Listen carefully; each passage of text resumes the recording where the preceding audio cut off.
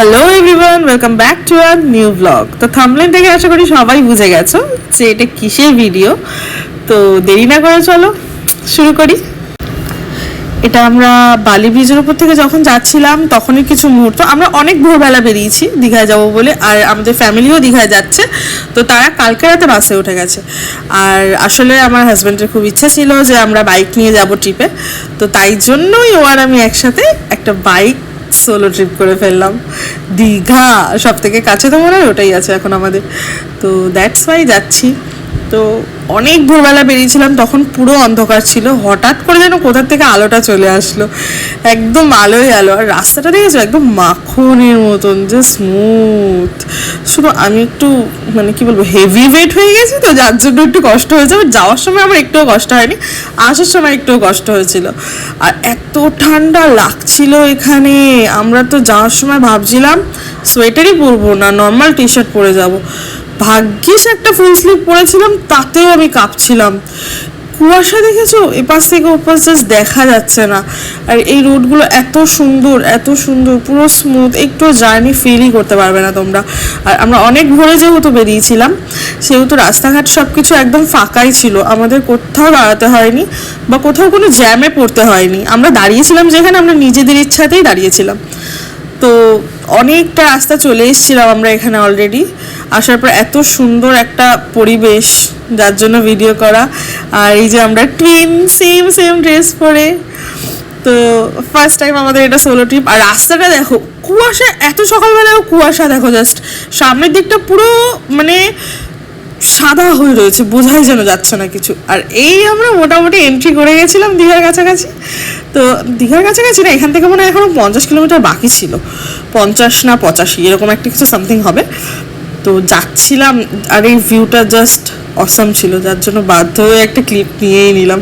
আর অনেকটা ক্লিপ আছে, এটা জাস্ট অসাধারণ লাগছিল এটা দেখতে। জায়গাটা দুদিকে গাছ, মাঝখানে সরু রাস্তা, খুব ভালো লাগছিল এখান থেকে যেতে।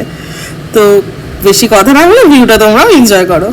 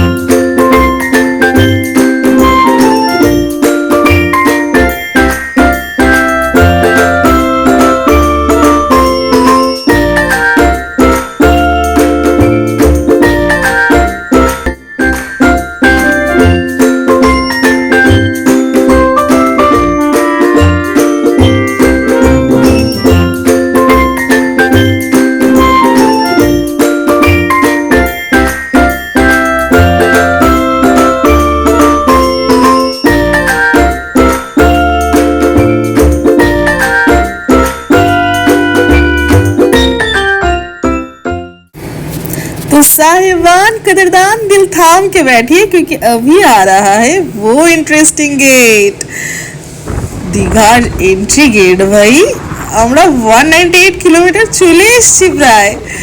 তো তো এখান থেকে ঢোকার সময় না জাস্ট অসম একটা ফিল হচ্ছিল ভাই। ফার্স্ট টাইম বাইক ট্রিপ, অনেক দিনের ইচ্ছা ছিল, বিয়ের আগে থেকে ইচ্ছা ছিল আমাদের। তো বিয়ে হওয়ার পর 1.5 বছর হয়ে গেছিলো ভাই, তাও কমপ্লিট হচ্ছিল না। তো একটা অসম অসম একটা ফিল হচ্ছিল। আর এখানে রঞ্জু কি করেছে জাস্ট শোনো তোমরা।